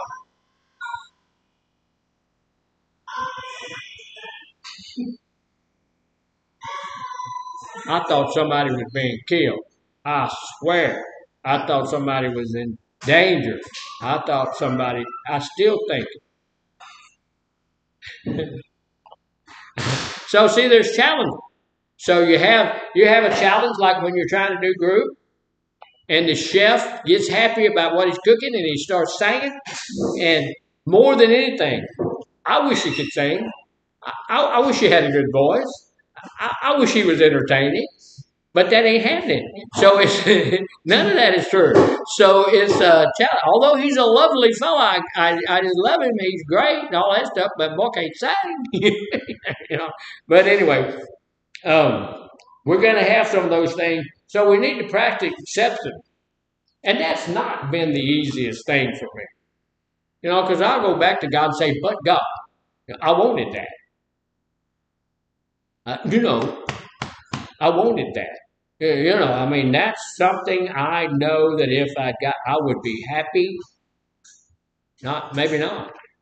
Because I've stepped up into some of those positions. When I got there, I wasn't qualified, and I knew pretty well, hey, and it would stress you out and eat you up, no sleep, at night because you're worried about how am I going to get this job done that I'm not qualified. I don't know how to do it. So not getting it is the best thing for you. But you have to get to a place where you're going to accept that. Okay, I can accept that. And these challenges that come up, though, if you really want that thing, then you're going to have to go and get qualified for the job that you want, right? Okay, what about if you go and you ask somebody, have you ever fallen in love with somebody? Just, you see that love at first sight. You ever done anything like that? I have, probably 19 different times before I figured out that I had to accept the challenge that just because I fell in love with that person, that doesn't necessarily mean they're going to love me back, right? So I need to make sure that I see those things as challenge instead of something that's going to keep me from it. Here's one that I think that I can do, and it's going to help me get to my spiritual goals. Uh, I want to be that person who puts God first. I want to be that person that puts other people second, and I want to be that person that puts me third. When I'm driving down the road and somebody wants to get, I always leave 2 or 3 car spaces in front of me. You want to get around me, you got to run. I want you to get where you're going. I want to make sure you're in where you want to be. If I'm somewhere in line, I'm going to give other people preference. I try to do those things as much as I can. And one of the things that helps me with that is I learn to live simply. Live with simplicity. Live just simply. I don't have to have the best of the best all the time. I want to have enough food. I want to have enough money in my bank that if my wife wants something, she can go get that. And that doesn't mean if she wants the Taj Mahal, she can go buy that. But if she wants something, if she wants to take her sister out for lunch, she can do that. If she wants a necklace or bracelet, she can do that. She doesn't do a lot of that stuff, but if there's something she wants to do, she can do that. And other than that, I want to live a life that's simple. I got a little place out in the country, and it's just a simple place, and that's what I like. Declutter your physical and mental space. Take some of the stuff out of and then when you do that, when you can get all of these desires and it's not wrong to have a desire for a nice house. It's not wrong to have a desire for a nice car and all of that stuff. We cannot let that overpower our desire for what truly matters. What truly matters is other people, your higher power, and things like that. So, and sometimes I can do that pretty well. I'm fairly simple. I don't have to have the best of the best of the best. We hired I didn't, but the boss there hired a new lady to do some help and all of that kind of stuff and some of the clinical stuff. And I told him, and I told my boss, she can have that office. And, I've told all of the clinicians, when y'all go to do your one-on-ones and stuff, use that office. I don't have to have the best office and all that. I can sit out here. I can sit in there. I can do whatever. So if they decide to use that office, I'm okay with that. Living life simply. It's okay. That's not something that's really going to matter. And I'm 72, so not going to be very much longer. I told them I'm probably going to give them 3 years. At 75, I'm going to go sit down. They ain't going to never hear from me again. So that office doesn't mean anything to me. Nothing. Nothing. It's a place to hang my hat, put stuff. I can hang my hat, put stuff anywhere. Because as y'all noted, I don't have a lot of stuff.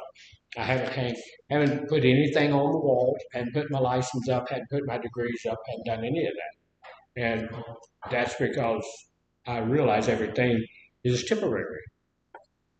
So, and for me, everything right now is temporary. So, living simply is a really good thing to get spiritual, because if I've got all of that stuff off my plate, I've got all of that. I need the best office. I need the biggest house. I need the finest car.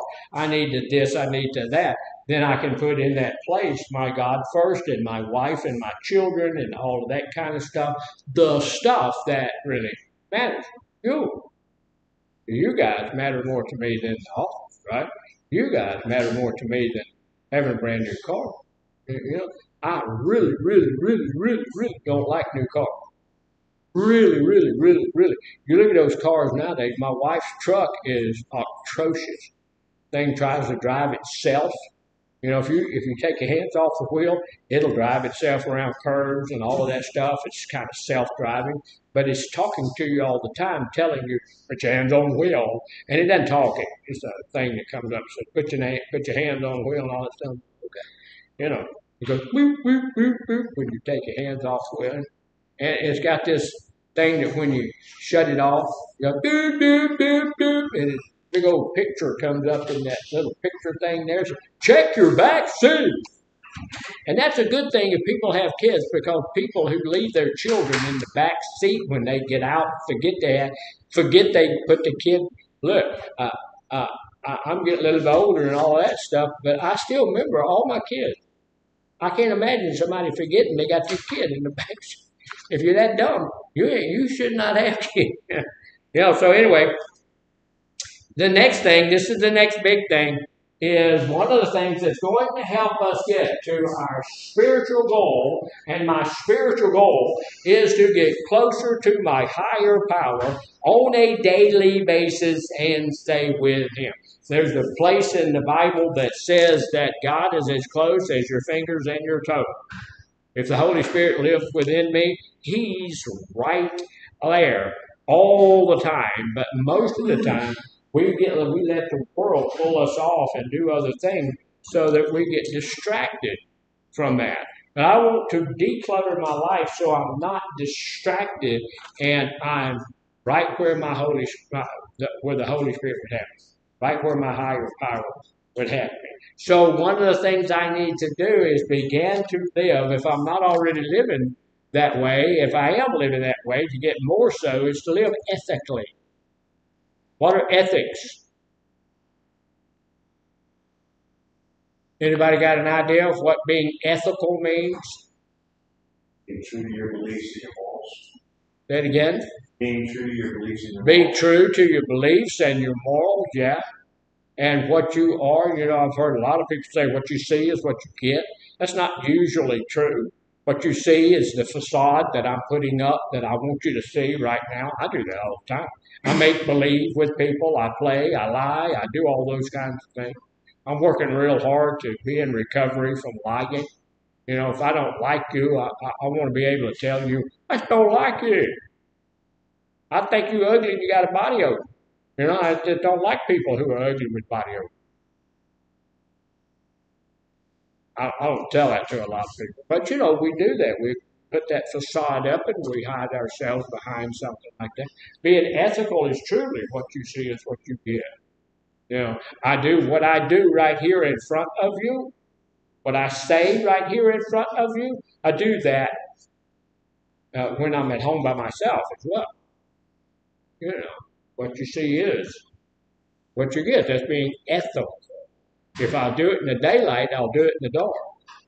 But I'm not going to do something different in the dark that I don't do in the daylight. So living ethically, live with integrity. Here's the deal. You can't do anything to make God love you any more than He already does or any less than He already does. Even nasty, ugly, stupid people, God loves. So you can't do anything to make Him love you any less or love you any more.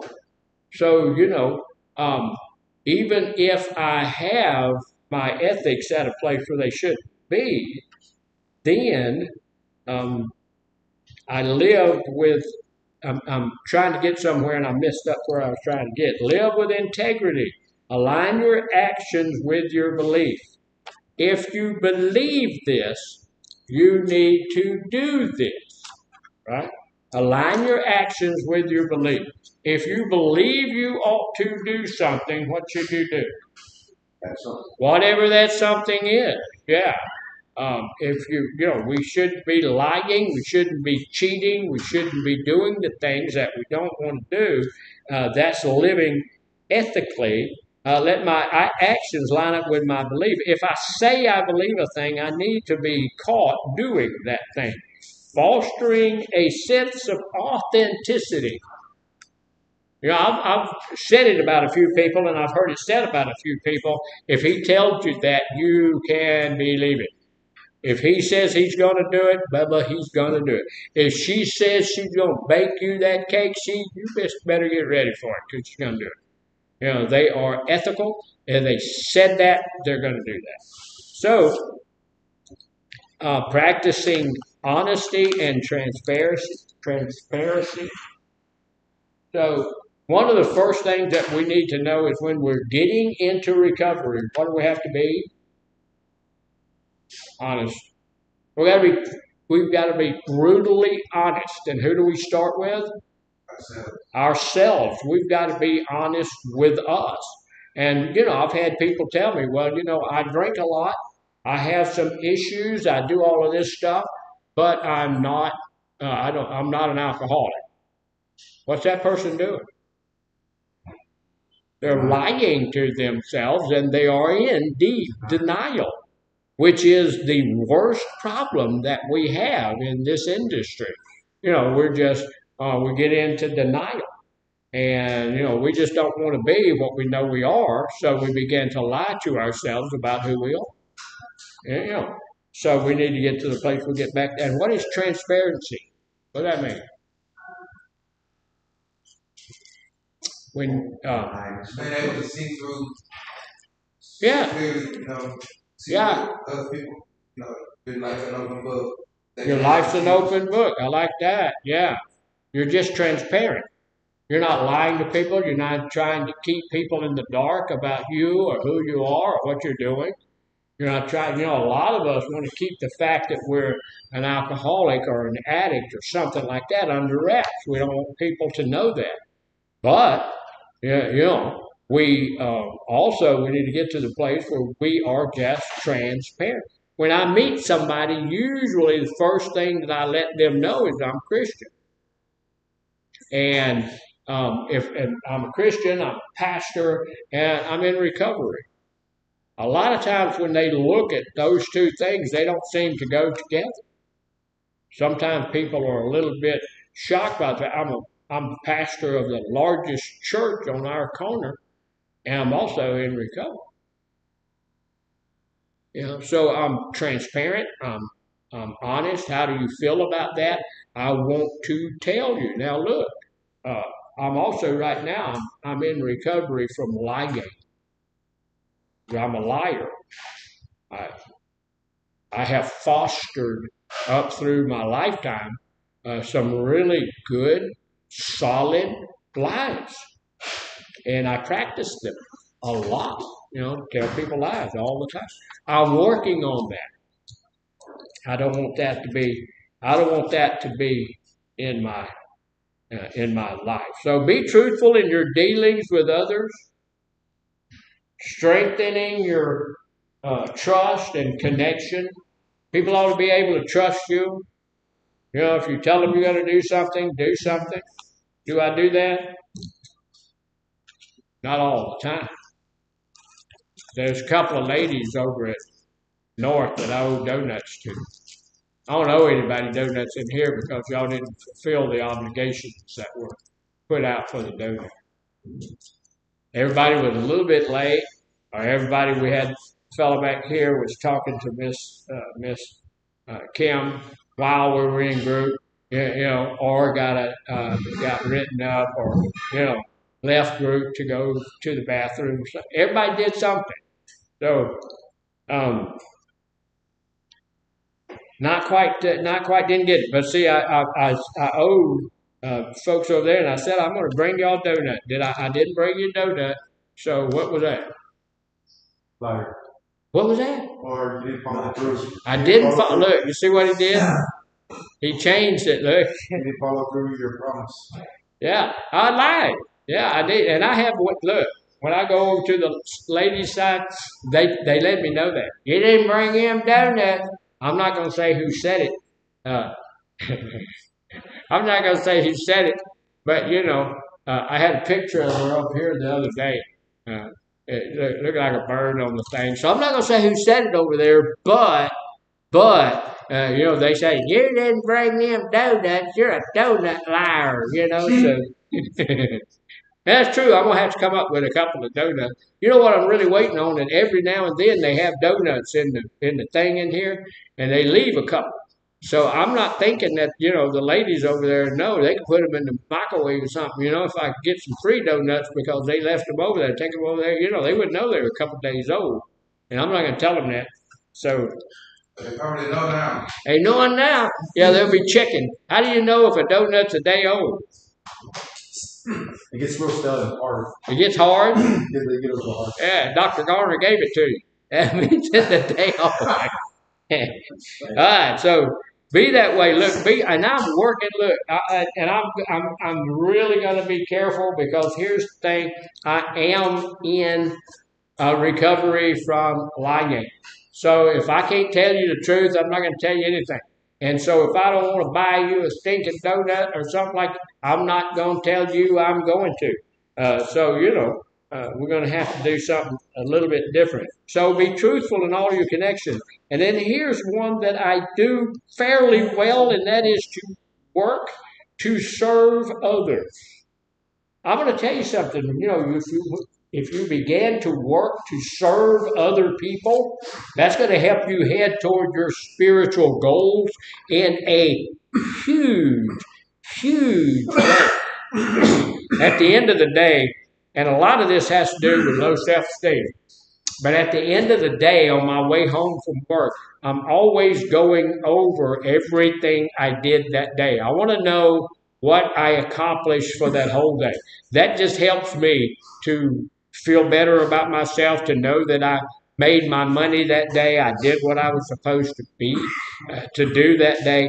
And one of the things I looked at is where I deferred my own stuff to somebody else. I made sure that you had what you need before I looked at myself. That's one of the things I want to do. So I do that fairly well. I serve others, volunteer your time and talents to causes you care about, enriching both yourself and others. There is no better feeling than knowing that you have served your fellow man. We put a roof on our house 10, 12 years ago, 15 years ago, anyway, a long time ago. It's a metal roof. I had a bunch of that metal stuff left over, and it's sitting in my yard. We have a lady in our church whose house is leaking. Yeah, you shouldn't eat that kind of stuff. That's crazy stuff. I'm surprised you ain't dying. So maybe he is not. But so my plan is I have a trailer. As soon as I need some lights put on some wiring, as soon as I get my wiring on that, I'm gonna pull that over to her house and I'm gonna re-roof her house. And, I'm going to give her the 10. I'm going to have to buy some more screws. I'm going to buy the screws myself because she doesn't, she's an older lady with not much money. And I'm going to fix her roof. And I haven't done that yet, but that's my plan. I'm going to do that. Her front porch is falling down. It's just falling down. And so myself and a couple of other gentlemen from our church are going to go over there and rebuild her porch. I'm not a real good carpenter, but I can carry boards. And so we're going to go and I'm going to carry the boards and hold the boards and we're going to build her a new porch. And I do know that it's a bit selfish of me because I know how good I'm going to feel once I can serve her the way that we're planning on serving her. So putting some others first, you would be surprised how much better you feel. We are all selfish animals. I know that I am. When I'm hungry, what do? I eat. I fill myself up. When I'm tired, I go to sleep somewhere. I'm always doing that. I'm going to take care of me. And the Bible says that I'm supposed to love my wife in such a way that I take care of her before I take care of me. Because when you get married, it's like you're one flesh. And that's supposed to happen back and forth. So that's going to lead you towards some spiritual places, and that's going to help you reach your spiritual goal if you know that I need to put other people first. Now, there's some things I can say about that, like when somebody asks to borrow a cigarette, let me borrow your cigarette. I've heard people say that. Can I borrow a cigarette? How you gonna borrow a cigarette? You use it up when you when you get it. But if you say no, does that make you selfish? You're trying to save their life. So maybe you can look at it that way. Promote justice and equality. Does it bother you when there's something that's unjust happen? I can't stand that. I don't want to see any hungry children. I don't want to see anybody that's treated incorrectly and all of that stuff. So we need to be standing up for what is right. In here, we're supposed to be safe. We're supposed to be well fed.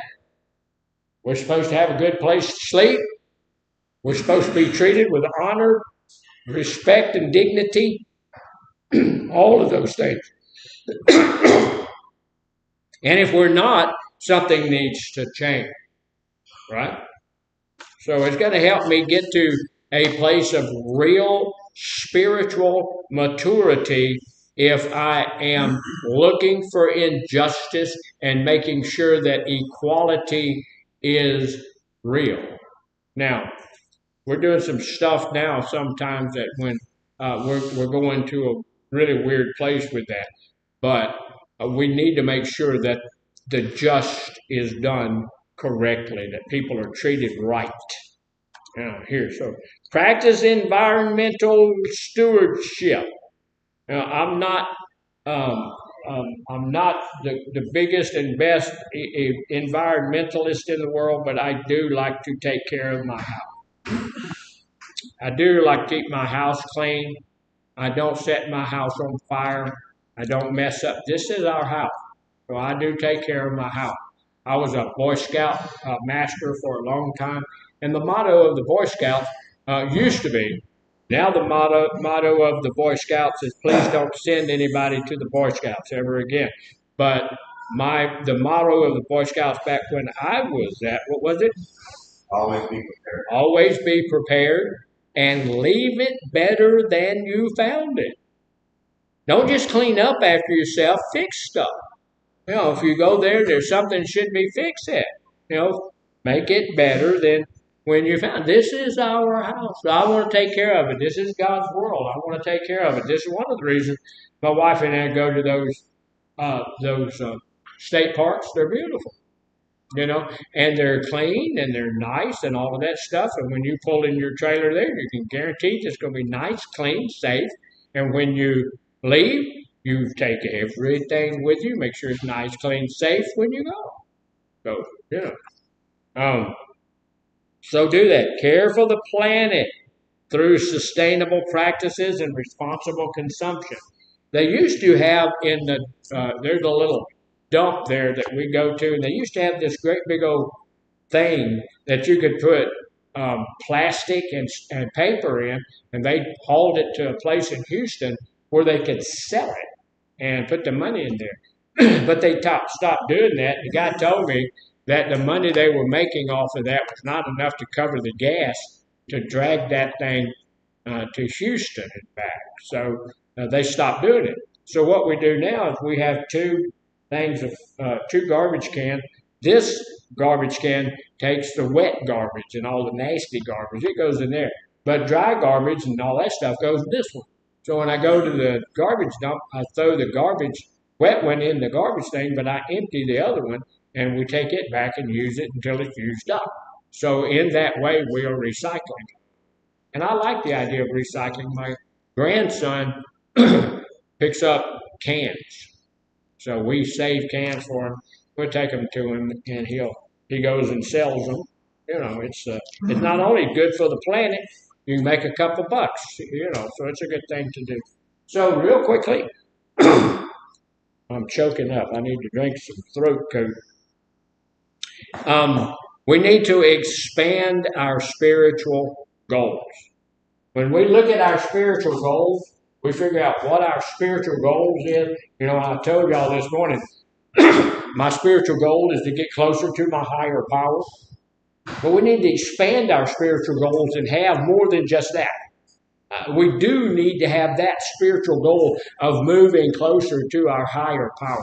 I think that's a magnificent spiritual goal. We need to not only know about Him, know of him, we need to know him. That's a really important distinction because you can know about anything. There was a kid who studied all about flying. He read all the books he could. He did all of these things, never had a flying lesson. He read everything that he could, all of that kind of stuff. And then he went out to the airport, stole an airplane. He got it in the air and he's flying around up there. Can I tell you that one of the easiest things that you'll ever do in your life is take off with an airplane? You get it going you get a 150 or 172 going about 80 miles an hour, and it's going to go in the air. It wants to go in the air. It's sitting there. It's ready to go. All you got to do is pull your yoke back just a little bit. You're in the air. It just goes up. It's just, and then you can turn it. You go wherever, But when you're coming back down, that's where the training comes in. That's where you need the training. Because we have, when you go over the stripes on the front, it's called captain's bars on the front. When you get back to the airport, you've got to land your airplane right when you hit that captain's bar. And when you're landing, the way that you do it is look down the runway. You look down the runway, knowing where your captain's bars are, and you feel the bump when you land, and you're looking down the thing. When a lot of people, when they first start out, they look over to the side. They're looking for the captain's bar so they can set it down. They miss it every time. So this kid, he got it up, and when he got it up there, he figured out he can't get it down. They don't know how to get it down. So they finally talked him down, and he was all right and all of that stuff. You can read the whole Bible 400,000 times. You can learn all there is about God. You can know all of the ins and outs. You can know all the nuances. You can do all of that kind of stuff. You can know all of the churchese. You can know all of the church stuff. You can do all of that stuff, and it does you no good at all. You can know all about it, but if you don't know it, you don't know how to land. So when you get there, you're going to say, "Oh no, I don't know you." So we need to get to that place where we know Him. So practice, let go of past mistakes and all of those kinds of things. Expand your spiritual goal. Connect here. Once we've connected with God, connect with the nature. Spend time in nature, appreciating its beauty, finding spiritual renewal in that. Get closer to God, but also find God in nature. Everything that He did, that can be a very spiritual experience. My wife and I will be studying, praying, sitting outside, watching the night sky. We're going to be doing a lot of things that's going to be spiritual in nature. Practice all of those things that you need to practice. Explore spiritual places. Visit places of worship, natural wonders, inspire feelings of awe and reverence in your life. When I go out in the morning and I look up, oh my God. I look at the sky every morning. That's usually what I say, oh my God, look at that. It's fantastic. We're going to a place called Rickwood Caverns State Park, and they have this cave that's way down in there. My wife won't be able to do that. She's going to stand up there but I'm probably going to go down in there and see some of the things that God has made of it. Express your creativity. I do all these wonderful paintings for you guys every day. Express your creativity. Find something that you can do that's creative. Use music, art, writing as a form of spiritual expression and a way to deepen your spiritual goals. Miss Kim's a fairly good singer. She comes to our church and sings. She's really good at that. Embrace silence, solitude. Find moments for quiet reflection to connect with your inner self. Practice forgiveness. We already talked about that, but practice forgiveness of yourself. Let go of all those past mistakes, self-criticism, offering yourself compassion. And talk to yourself in the positive. So, I'm going to do this real quick. We don't really have time to go over it, but we're going to do it real quick. We may do it some more. We need to live a life, and we've already talked about being gratitude, but we need to live a life of gratitude. Our whole life needs to be a life of gratitude. You would not be here if it wasn't for your higher power. Appreciate the little things. Today, I have a little thing of coleslaw. I like coleslaw. I'm going to appreciate that. I'm going to enjoy that. And so it's going to be good. So just, every little thing. Practice random acts of kindness. My wife and I were eating at a Chinese restaurant not too long ago. And once we finished our meal, noticed sitting over here was a fairly old veteran. And he's all by himself. He's eating his meal. He didn't eat a whole lot. But as our lady came over to give us our check, we instructed her to give us his check as well. A lot of times when we're in a restaurant and there's a police officer or something, and we'll buy their meal. That's just little random acts of kindness because those people need to feel loved. This old fella, he was there by himself, probably had already lost his wife, nobody else, but he knew someone appreciated the fact that he had served his country. So, it's a good thing to do. Then express gratitude to other people. Tell people if you appreciate them. I've had people tell me some pretty pointed stuff. That's a stupid thing you just said. That's not right. That's insulting. Whatever. And so I have to appreciate them. Thank you. Thank you for telling me that, because look, really here, I don't ever mean to do anything like that. But I do so much. I publicly speak 7 days a week. So in all of that talking, something's going to come out that's not supposed to. Right? Something's going to come out that doesn't seem right. Something's going to come out that's a little sideways. And when somebody comes up and says, hey, that's a little sideways, I appreciate that. And I really do. I'm not telling people that just to say that. I really appreciate when people come and say that to me because it helps me better me. It helps me get to the place where I'm not going to insult you. And I want to be at a place where I'm helping you into your recovery, not insulting you, and that will keep you out of your recovery. So y'all help me with that. So practice forgiveness of yourself. Express gratitude. Does count your blessing. Y'all remember the old song? Count your blessings.